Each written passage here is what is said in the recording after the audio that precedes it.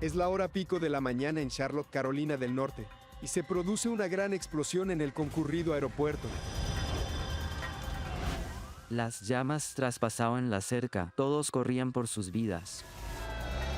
Los bomberos se apresuran hacia uno de los hangares principales, y se encuentran con un infierno.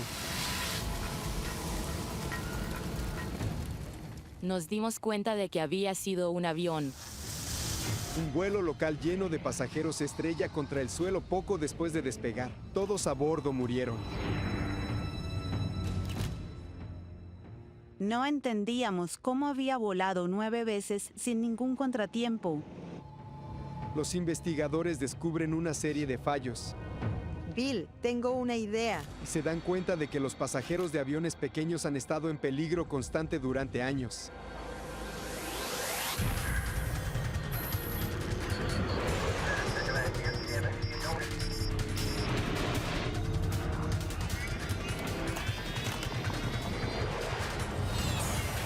Mayday, catástrofes aéreas.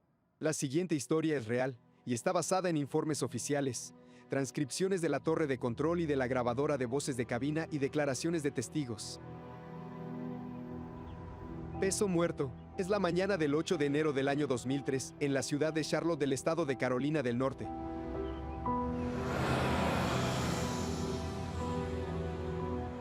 Una ciudad de 500,000 de personas se pone en marcha. La piloto de aerolínea comercial y capitana Katie Leslie trabaja desde temprano en el Aeropuerto Internacional Charlotte Douglas. Con solo 25 años, esta nativa de Texas ha estado volando para Air Midwest por casi 3 años.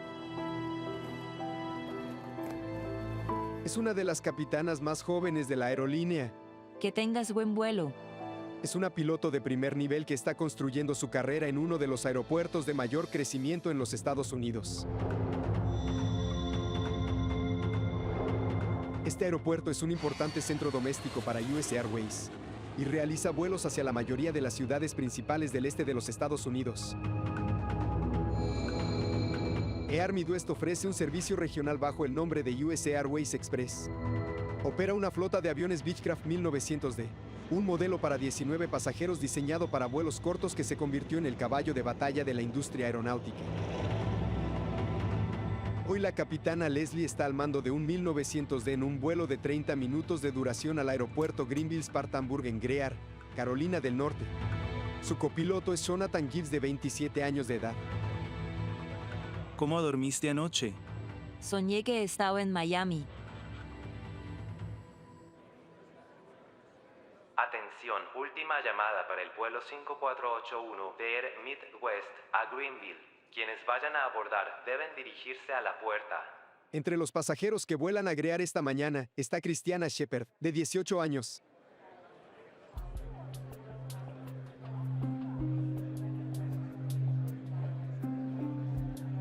Los padres de Christiana, Doug y Teresa, son misioneros bautistas que trabajan en las Azores portuguesas. Salió el 7 de enero de las Azores, pasó la noche en Boston y al otro día voló temprano de Boston a Charlotte y luego iría a Greenville. Iba de regreso a la universidad. Christiana era muy especial, te sonreía y te daba un abrazo. Venía sin motivo, me daba un abrazo y me decía que me amaba.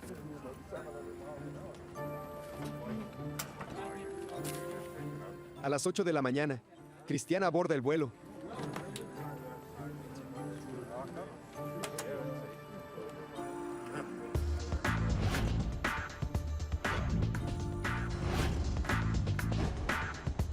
Mientras, como parte de la lista de verificación previa al vuelo, la tripulación calcula el peso de todo el equipaje, los pasajeros y el combustible en la aeronave. Esto garantiza que el avión no esté sobrecargado y que el peso esté distribuido de manera uniforme. Este cálculo se realiza en todas las aeronaves.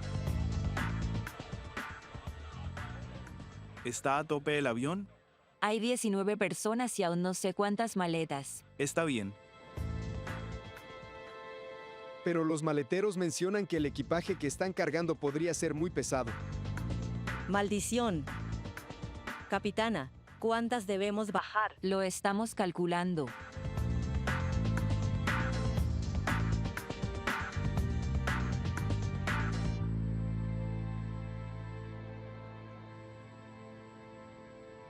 No será necesario. Son 7720. Y sería 7760. Sí, como máximo. Estamos bien. Así es.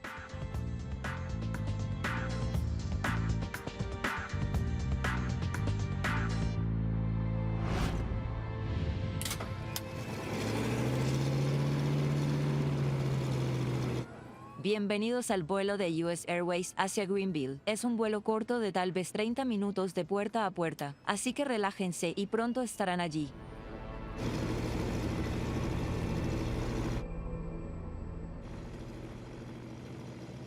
Antes del despegue, la tripulación revisa los controles de vuelo, entre ellos el timón y el elevador, que ayudan a controlar la dirección del avión.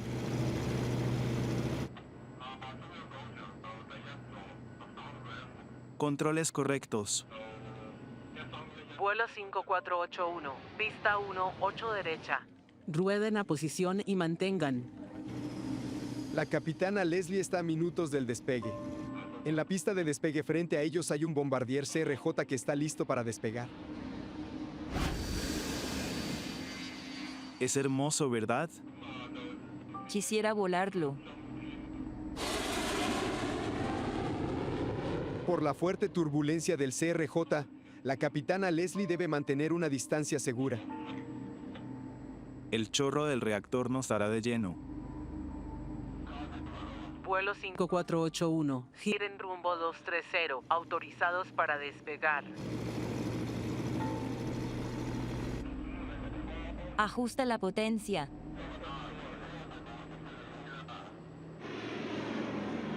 Listo. 80 nudos, verificado. A los 80 nudos confirman que los instrumentos clave funcionen. Sin señales de problemas, Leslie y Gibbs proceden con el despegue. Según el control de tráfico aéreo, el despegue del vuelo 5481 es totalmente normal. Tren arriba.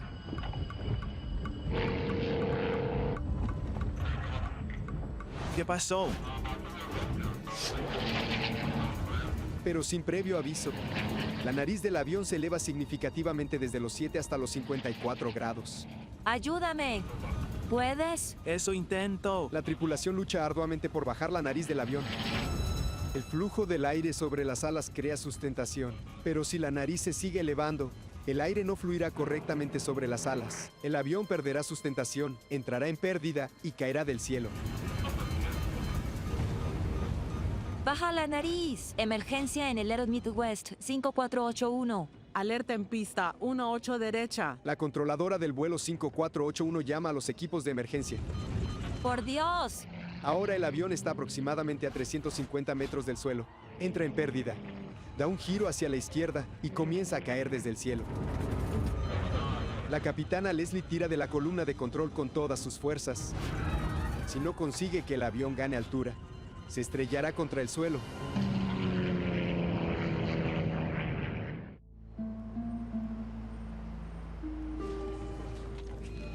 Los controladores de tráfico aéreo observan cómo un avión de 19 pasajeros se precipita hacia la tierra. La capitana Katie Leslie intenta desesperadamente que el avión ascienda, pero la aeronave no responde. Esta se dirige hacia un hangar repleto de aviones de US Airways.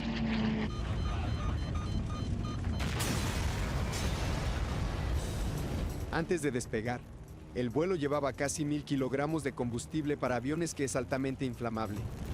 El impacto enciende de manera instantánea todo el combustible.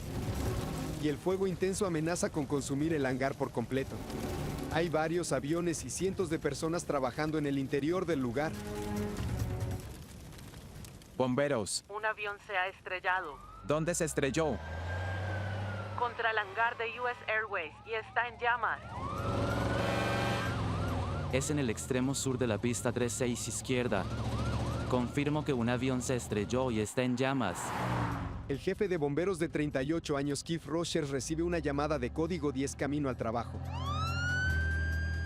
Significa un accidente de avión. Este tipo de llamada suele ocurrir una vez en la vida. Cindy Overcash es bombera en el departamento de bomberos de Charlotte. Desde aquí se veía el humo negro. Sabíamos que había pasado algo grave.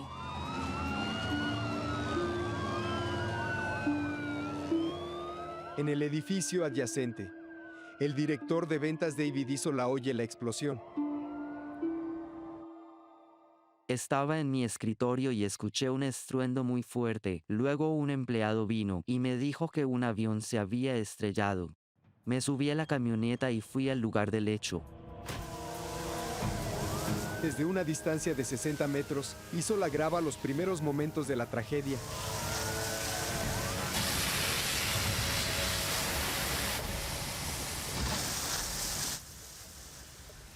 Había una enorme cantidad de humo. Era un infierno. Las llamas traspasaban la cerca. Era una locura. Todos corrían por sus vidas.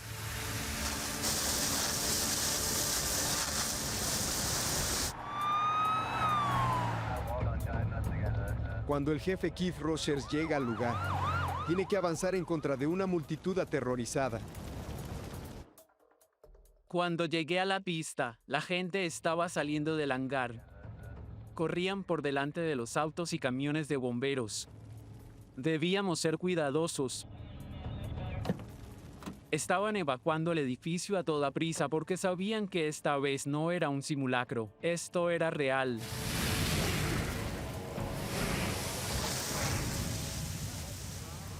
Todavía no sabíamos si el incendio provenía de uno de los aviones que había en el hangar o del mismo hangar. Tardamos en entender que un avión había colisionado con el hangar. El jefe Rogers toma el control de la situación de inmediato. Sabe que hay aeronaves estacionadas dentro del hangar en llamas. Los tanques de combustible podrían explotar. Nos preocupaba tanto la gente que estaba en el avión como la gente que trabajaba en el hangar. Por otro lado, nos preocupaba que los aviones que estaban allí en reparación se incendiaran también. Teníamos muchos problemas graves que resolver. En cuestión de minutos, los bomberos comienzan a controlar el incendio. La esperanza ahora radica en que haya sobrevivientes que se estén aferrando a la vida entre los restos.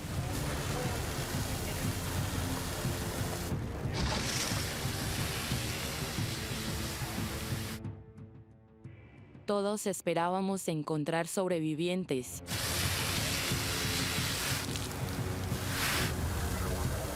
El jefe Rogers envía un grupo de bomberos liderado por la experimentada Cindy Overcash directo al corazón del incendio.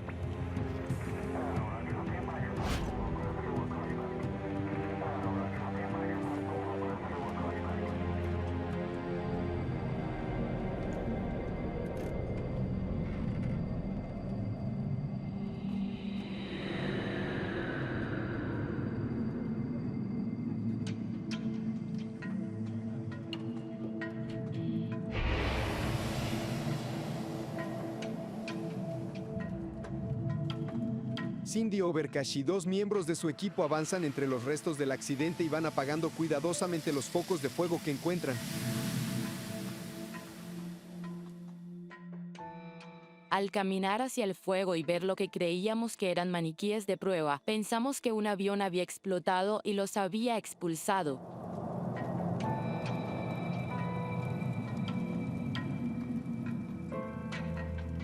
Y luego me di cuenta. Esos no eran maniquíes de prueba.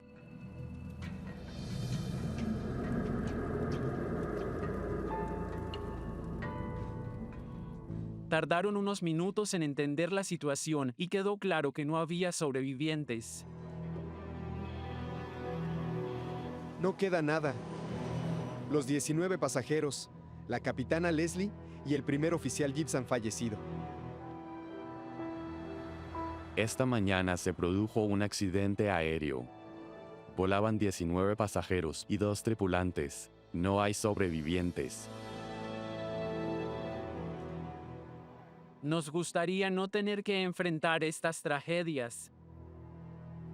Es una de las tareas más difíciles que un bombero enfrentará en su carrera. La pesadilla ha terminado para los médicos y los rescatistas. Pero la angustia recién comienza para los amigos y familiares de los fallecidos. Mi corazón late fuerte como aquel día cada vez que cuento esta historia. Pregunté si Cristiana había llamado y me dijeron que no, y en ese instante supe lo que había ocurrido. Lo intuí. Busqué el teléfono y llamé a la universidad. Me dijeron que tenían malas noticias y que el avión se había estrellado al despegar. No había ningún sobreviviente.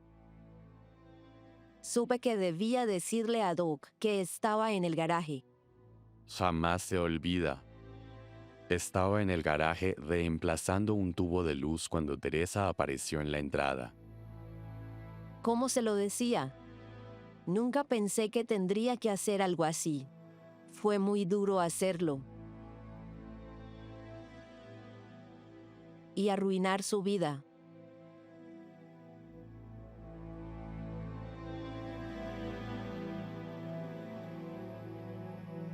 Pero lo hice. Le dije que el avión se había estrellado.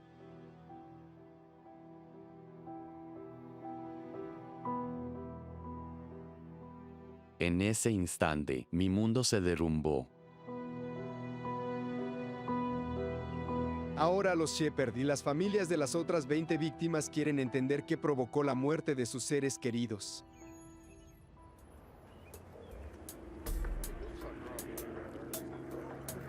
Han pasado casi 5 horas desde que el vuelo 5481 se estrelló contra un hangar en Charlotte, Carolina del Norte. Sin sobrevivientes que rescatar. Ni los cuerpos ni las piezas del avión se mueven de donde cayeron hasta la llegada de los investigadores de la Junta Nacional de Seguridad en el Transporte.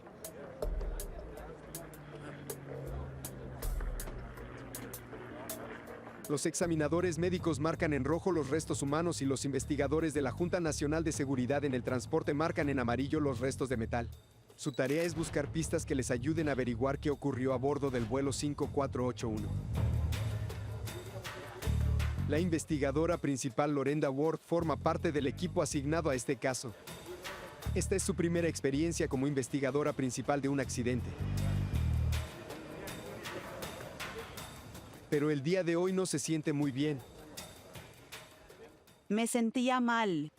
Tenía un resfriado. La adrenalina que corre por tu cuerpo en ese momento compensa el hecho de que no te sientas del todo bien. El resto de mi equipo tenía experiencia y eso me dio confianza para ir a Charlotte. En el aeropuerto de Charlotte Douglas, Ward da los primeros pasos para resolver este accidente. Confirmé con los bomberos que los incendios estuvieran apagados. Y organicé una reunión con los primeros socorristas para saber qué habían notado al llegar al lugar. Ward actúa rápidamente. Al haber cuerpos mezclados con los restos, declara el lugar como un posible foco de riesgo biológico. Los investigadores que puedan entrar en contacto con los restos deben usar trajes protectores mientras examinan el lugar e identifican los restos de las víctimas. No se veía como si un avión hubiera estado en el lugar, debido al incendio que se produjo luego del accidente. Cuando llegabas al lugar, era difícil reconocer que allí había un avión capaz de transportar a 21 personas. El trabajo continúa en el lugar del accidente. Muy bien, vamos. Lorenda Ward y su equipo buscan pistas en las áreas cercanas.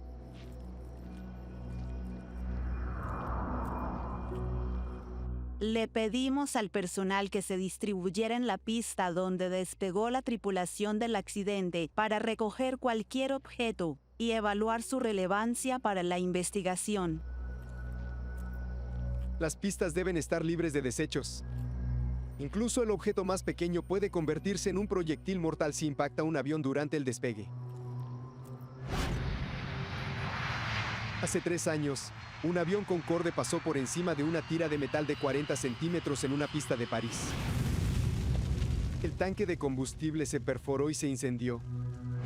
La aeronave se elevó hasta alcanzar los 200 metros de altitud antes de estrellarse contra un hotel.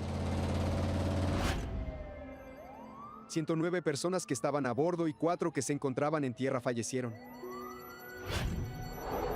En el aeropuerto de Charlotte, los investigadores examinan la zona. Encuentran una tapa de combustible muy cerca de la pista.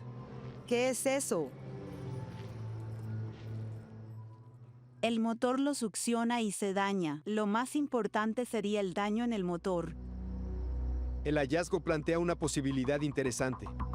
Mientras que el vuelo 5481 acelera en la pista durante el despegue, la tapa de combustible rebota en el asfalto y golpea los rotores del motor.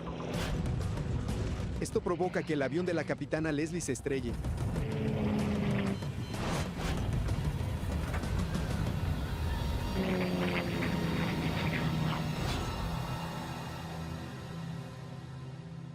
Eso se recuperó para ver si tenía relevancia en la investigación, ya sea para saber si provenía del avión o si le pudo haber causado un daño. Gracias a una inspección más minuciosa, Ward y su equipo concluyen que la tapa de combustible no interfirió con las hélices. Los investigadores no encuentran otros desechos relevantes en la pista. La teoría de los desechos en la pista queda descartada. Ahora el investigador de tráfico aéreo de la Junta Nacional de Seguridad en el Transporte Bill English explora otra opción. Parecía que podría ser prudente investigar la posibilidad de una estela turbulenta. Las alas de un avión que se mueve a alta velocidad alteran el aire a su alrededor y crean una estela de aire turbulento. La NASA ha demostrado hace décadas el poder y el peligro que las estelas turbulentas representan para otros aviones. ¿Había despegado antes otro avión? Allí es donde se presentaría el riesgo de estela turbulenta, y queríamos saber qué avión había despegado antes. Los aviones más grandes y pesados son los que ocasionan mayores riesgos relacionados con las estelas turbulentas. Bill English examina los registros de radar del momento del accidente. Se entera de que un CRJ, un bombardier regional que es mucho más pesado, despegó momentos antes que el Beechcraft. Es hermoso, ¿verdad? Quisiera volarlo. La estela turbulenta se origina en las puntas de las alas de un avión al despegar, y forma lo que se describe como tornados horizontales, que son vórtices de aire capaces de causar turbulencias peligrosas. Pista 1, 8 derecha. Ruede la Los posición. controladores de tráfico aéreo tienen procedimientos para espaciar los aviones y evitar la estela turbulenta o dejar que se disipe.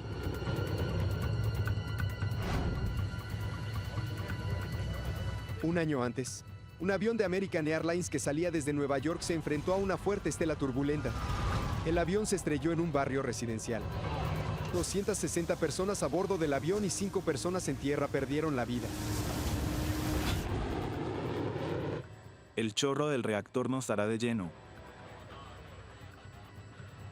Vuelo 5481. autorizados para despegar.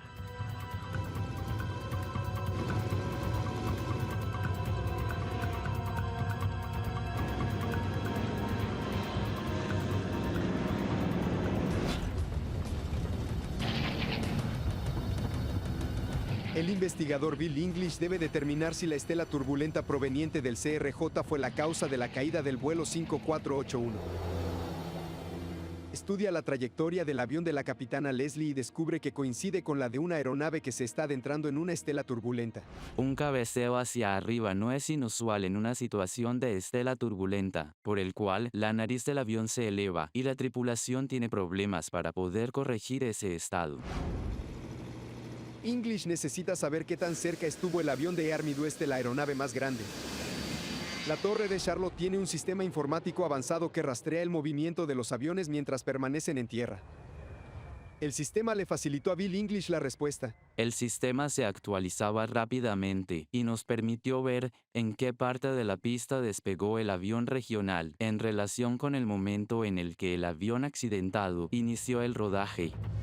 Cuando Bill English traza la posición precisa de los aviones al despegar, realiza un hallazgo clave.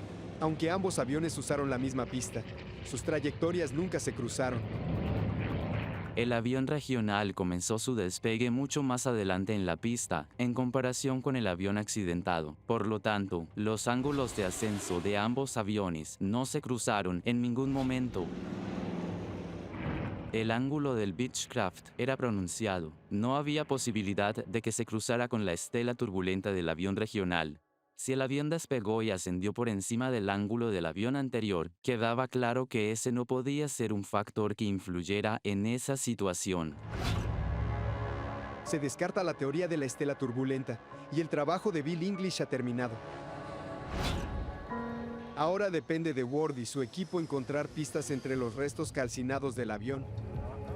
En tan solo 2 días, su investigación revelará una serie de errores y suposiciones equivocadas que han estado poniendo en peligro las vidas de miles de pasajeros por años.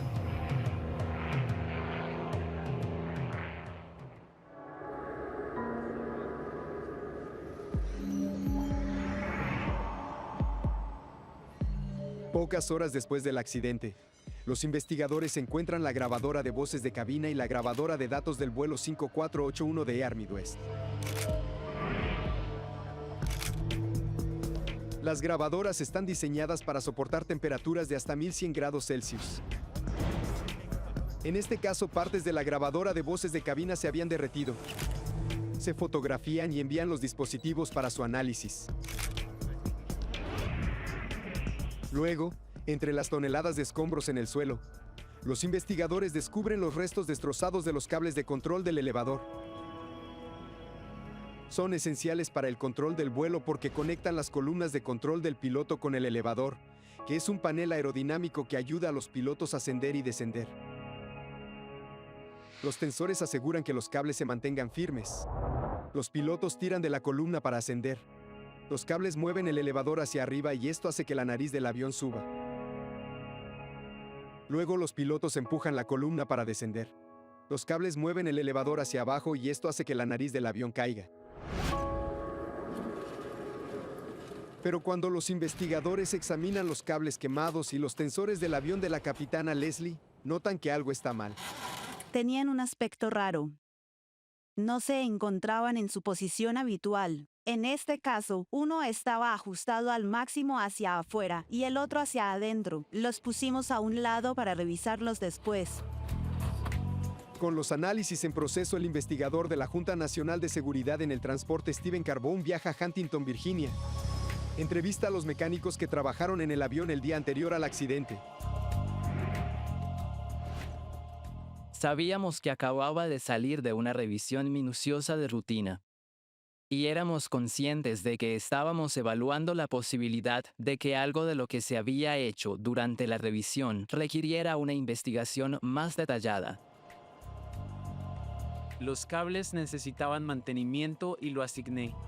No olvides el manual. Entendido. Cada 1200 horas de vuelo, los aviones de Air Midwest pasan por un mantenimiento de rutina. Esto incluye ajustar los cables que controlan el elevador del avión. En la revisión, el mecánico identificó que los cables estaban fuera de los límites. Había anotado que iba a revisar la tensión de los cables y ajustarla según las especificaciones del manual. Perfecto. Los mecánicos le dicen a Carbone que el trabajo fue revisado y sellado para garantizar la calidad.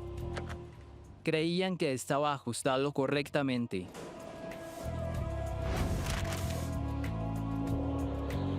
A simple vista, eso parece ser correcto. Luego del mantenimiento, el Beechcraft despegó y aterrizó 9 veces sin incidentes antes de que la capitana Leslie tomara el mando. Los investigadores recurren a la grabadora de datos de vuelo para entender qué sucedió en esos vuelos.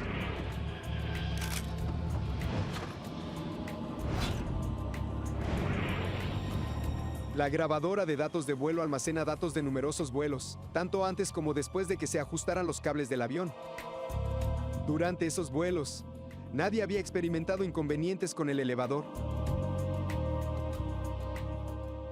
No teníamos en claro cómo afectaba al avión porque había realizado 9 vuelos exitosos antes del accidente. Ward también descubre que la tripulación probó los controles del elevador antes de que el vuelo 5481 despegara. Controles correctos. Vuelo 5481. Ward y su equipo investigan más a fondo para descubrir si la configuración inusual de los cables del elevador pudo haber contribuido a causar este accidente.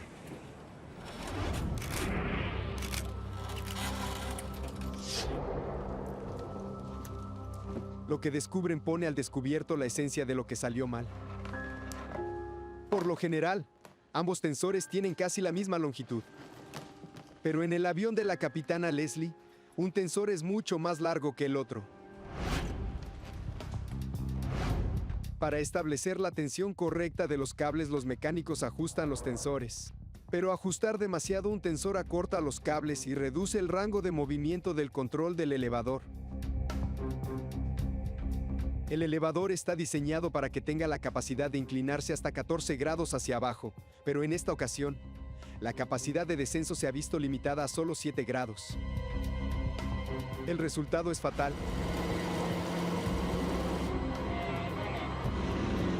A medida que se desarrolla el vuelo, la nariz se eleva según lo previsto durante el despegue. ¿Qué pasó? Baja la nariz. Pero el rango reducido del elevador hace que los pilotos no puedan volver a bajar la nariz de la aeronave. Debido al ajuste realizado en la revisión, no había nada que la tripulación pudiera haber hecho entonces. Al no poder bajar la nariz, el ángulo de las alas es demasiado pronunciado. Sin aire sobre la parte superior de las alas, el avión pierde sustentación y comienza a caer del cielo. El problema de la piloto con el elevador aclara por qué motivo el vuelo 5481 se estrelló ese día. Por alguna razón, los cables del elevador se ajustan mal. La piloto no puede controlar la inclinación de la aeronave. Steven Carbone quiere saber cómo los mecánicos pudieron cometer un error tan grave. Lo veo. Regresa al hangar para interrogar a los mecánicos que estaban de turno esa noche, y en esta ocasión le ofrecen una versión totalmente diferente. Estaban aprendiendo. Los mecánicos eran subcontratistas. Y quienes trabajaron en el avión tenían poca experiencia con el Beechcraft 1900D. La persona a cargo del ajuste estaba recibiendo capacitación en esa tarea específica. Cuando fijes el pasador, ajusta los tensores. Lo veo. Ajustar los cables del elevador no es un proceso sencillo. Es un procedimiento que toma tiempo y requiere llevar a cabo 25 pasos diferentes. Entendido. ¿Y los demás pasos? Despreocúpate. Revisa la tensión del cable cuando termines y listo. El mecánico y el inspector de control de calidad eligieron qué pasos realizar, ya que consideraban que solo esos pasos eran necesarios para completar la tarea. El mecánico omitió 9 pasos aquella noche. Uno de esos pasos implicaba manipular el elevador en todo su rango de movimiento. Si el mecánico lo hubiera intentado, habría notado que el movimiento del elevador estaba restringido por los cables mal ajustados.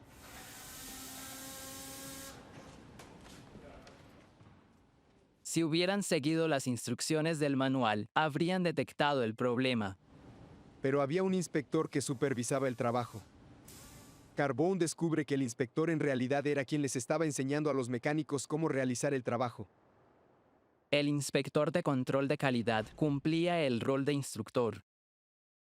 Le explicaba al mecánico el proceso de trabajo y a la vez le enseñaba cómo llevar a cabo el ajuste. Cuando adoptas esa posición, en realidad estás realizando la tarea, ya que incluso como instructor también la estás llevando a cabo. Luego regresó y aprobó como inspector lo que él mismo había hecho. Cuando descubrí que el mecánico había omitido varios procedimientos importantes, me enojé mucho. Los procedimientos que no se llevaron a cabo tuvieron un impacto en nuestras vidas, en las de 21 personas y sus familias que han sido destruidas y nunca volverán a ser las mismas. Algo así no se supera nunca. Los Shepard demandan a la aerolínea. También exigen algo inaudito en la aviación estadounidense. Una disculpa. Pretendían mucho más que llegar a un acuerdo justo en términos monetarios.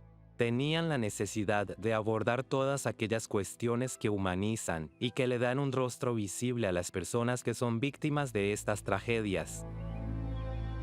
Los Shepherd tienen la convicción de que su mejor opción para recibir una disculpa es ponerle un rostro al nombre de Cristiana.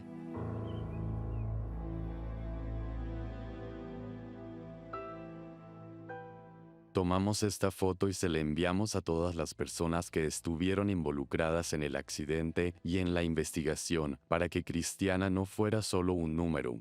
La idea era que pudieran ver que era una persona, no un número de asiento, ni tampoco un importe de indemnización. El proceso legal comenzó cuando decidimos que queríamos una disculpa, que alguien asumiera su error. Creímos que la aerolínea se disculparía. No sabíamos que las aerolíneas no piden perdón. Hicieron algo mal. Deberían dar la cara, decir que lamentan su error y que lo están arreglando. Los mecánicos creían que su accionar era razonable. Pensaban que era un día más en el trabajo.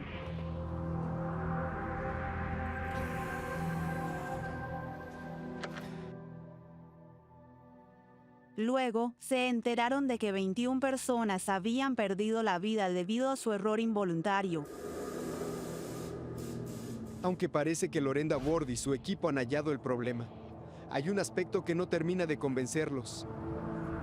¿Por qué el problema del ajuste defectuoso de la aeronave no surgió en los vuelos anteriores a este? No entendíamos cómo había volado 9 veces sin ningún contratiempo. Intentábamos determinar qué había cambiado en este vuelo. Ward tiene que determinar qué ocurrió en las horas y minutos previos a que se produjera el accidente. ¿Notaste algo extraño? Estaba bajo al rodar. Se veía pesado. Los testigos insinuaban que el avión estaba muy cargado. El personal del equipaje dijo que había sido difícil cerrar la puerta. Cada avión tiene un peso máximo que puede soportar para que los motores sean capaces de elevarlo.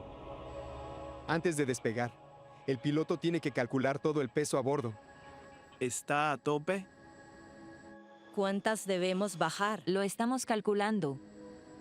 La tripulación del vuelo 5481 realizó el cálculo. Son 7.720. Escuchamos que hacían los cálculos para asegurarse de que su centro de gravedad estuviera dentro del rango para despegar. Y sería 7.760. Sí, como máximo. Más allá del tamaño, en cualquier avión el peso de la carga y los pasajeros debe distribuirse de manera uniforme. El punto de equilibrio de un avión se conoce como el centro de gravedad. Para que un avión pueda volar de manera segura, no puede tener demasiada carga en la parte delantera ni en la parte trasera. Estamos bien. Así es. No será necesario. Todos los pilotos de Air Midwest reciben una formación exhaustiva sobre cómo hacer los cálculos de peso y centro de gravedad. Utilizan pesos promedio para realizar ese cálculo. Utilizan un promedio de 80 kilos por persona y 9 kilos por maleta. Sabían que tenían un centro de gravedad muy adelantado, pero debido al uso de pesos y cálculos promedio, las cuentas les decían que estaban dentro del rango correcto para el despegue seguro. Pero Ward necesita saber si el avión realmente estaba dentro del rango adecuado de peso y equilibrio para despegar. Revisamos el peso real tanto del equipaje como de los pasajeros y la tripulación. Los técnicos pesan los restos del equipaje quemado que quedaron del accidente.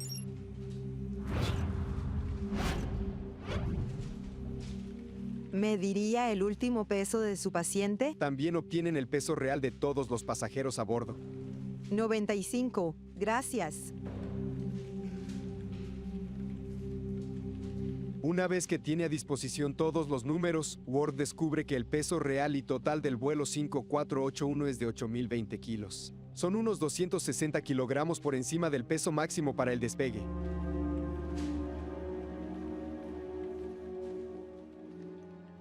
No habrían podido despegar. Tendrían que haber disminuido el peso.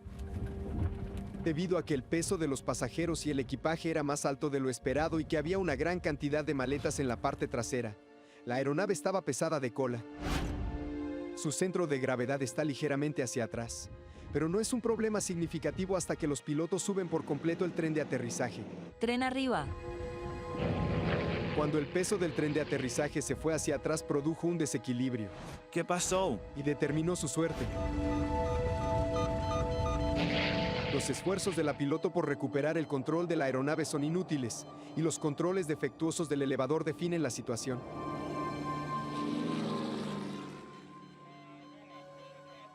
Cuando el tren de nariz se movió hacia atrás, perdieron la capacidad de controlar el avión y no tenían suficiente movimiento del elevador para bajar la nariz. A esa altitud, no podían recuperarse. Los pasajeros y la tripulación del vuelo 5481 están condenados desde el momento en que despegan del suelo. No había forma de saber que dos problemas no relacionados se combinarían para derribar la aeronave. Era un vuelo de rutina. Controlaron todo, calcularon el peso, hicieron todo su trabajo de forma correcta. Era un día normal de trabajo, pero no sabían que tenían esos dos fallos ocultos que podían desatar una crisis en cualquier momento. Pero el mantenimiento erróneo y el peso excesivo no fueron los únicos problemas que Lorenda Ward halló en su investigación. Tengo una idea. Lorenda Ward sospecha que ha descubierto problemas que no solo han afectado a este vuelo, sino que también a todos los aviones de pasajeros que están en el aire.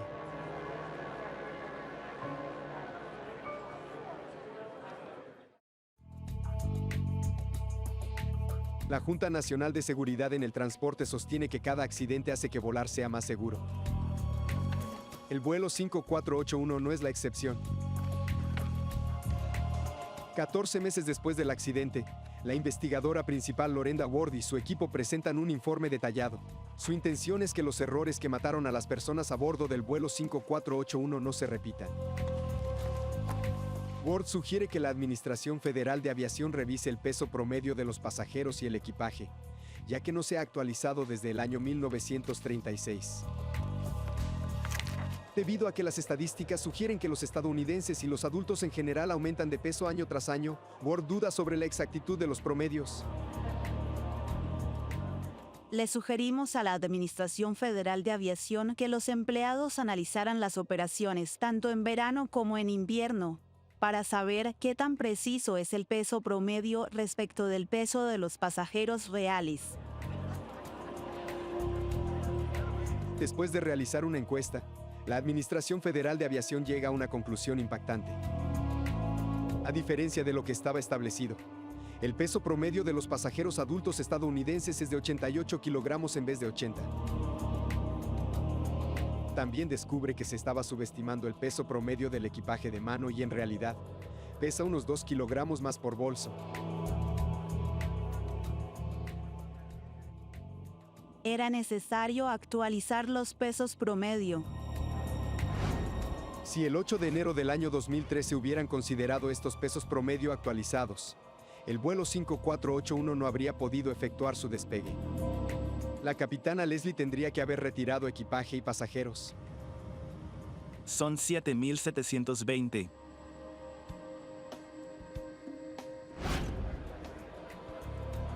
Ahora los pilotos de Air Midwest usan un peso promedio de 90 kilogramos por pasajero. Esto significa que sus aviones Beechcraft solo pueden llevar 17 pasajeros en lugar de 19. Sin embargo, el informe de Ward sostiene que incluso con los promedios actualizados, aún hay margen de error. El informe indica que volar aeronaves pequeñas será más seguro solo cuando las aerolíneas dejen de usar pesos estimados y, en cambio, calculen el peso real a bordo antes del despegue. Se están desarrollando nuevas tecnologías que les permiten a las aerolíneas medir el peso y controlar el equilibrio en tiempo real a medida que se va cargando el avión. Conocer el peso real de los pasajeros y el equipaje es vital. Cada vez más personas vuelan en aviones ejecutivos. A medida que el costo del combustible sube, los aviones pequeños y eficientes se vuelven más atractivos para las aerolíneas. Solamente en los Estados Unidos más de 10 millones de personas al año se trasladan en aviones que tienen menos de 30 asientos. Los aviones pequeños son más sensibles al peso y al equilibrio que los más grandes. A pesar de las recomendaciones de Ward y de la tecnología avanzada que hay en el mercado, casi el 70% de los aviones pequeños con vuelos programados utilizan pesos promedio en lugar de pesos reales.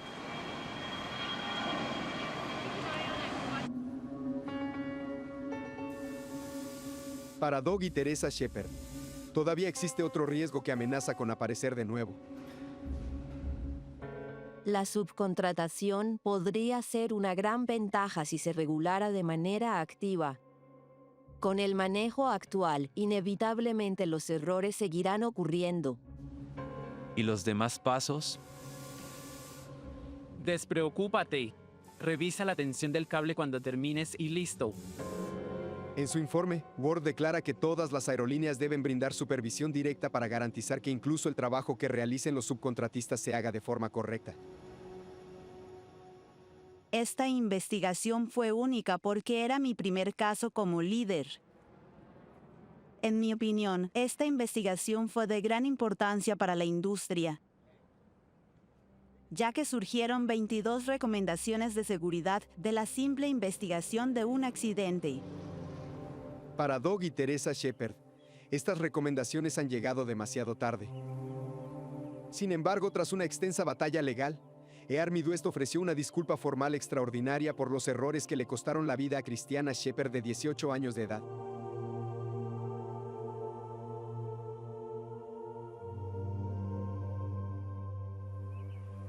Mi nombre es Ron Goldman y hoy estoy aquí para presentar la disculpa pública, seguida de unas palabras. En la aviación, la disculpa pública es algo sin precedentes. Hoy estamos aquí para recordar a las víctimas del vuelo 5481 y para ofrecer nuestras más sinceras disculpas y nuestras condolencias. Expresamos nuestro más sentido pésame a las familias de los pasajeros y la tripulación que fallecieron en el accidente del vuelo 5481 de Air Midwest el 8 de enero del año 2003. Aceptar la responsabilidad señala que las recomendaciones realizadas por parte de los investigadores de seguridad no deben ser desestimadas. Las aerolíneas deben considerarlas muy seriamente, ya que si no lo hacen, habrá consecuencias tanto públicas como privadas. Mientras trabajamos día a día, nunca debemos olvidarnos de la importancia de hacer nuestro trabajo correctamente. No importa el lugar que ocupemos en la jerarquía, ya que tenemos responsabilidades en cualquier nivel. Una serie complicada de errores y malas decisiones llevó a la caída del vuelo 5481 de Air Midwest. Algunos consideran que una persona se destacó ese día por su admirable actuación, la capitana Katie Leslie. Con un avión desequilibrado y controles defectuosos, la capitana Leslie no pudo evitar el accidente, pero sus últimas acciones tal vez hayan salvado algunas vidas. Ella es una heroína no reconocida, porque no creo que mucha gente sepa lo mucho que luchó para tratar de alejar el avión del hangar, y lo hizo. Impidió que el avión impactara de lleno contra el hangar.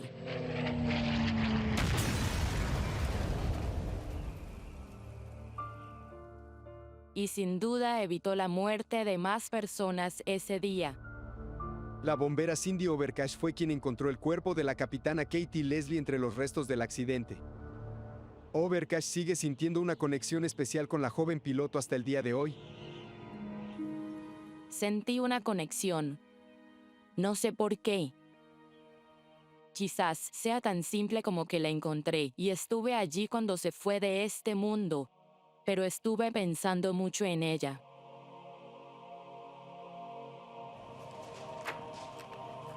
La investigación de Lorenda Ward pudo haber terminado una vez que halló los errores que provocaron el accidente del vuelo 5481.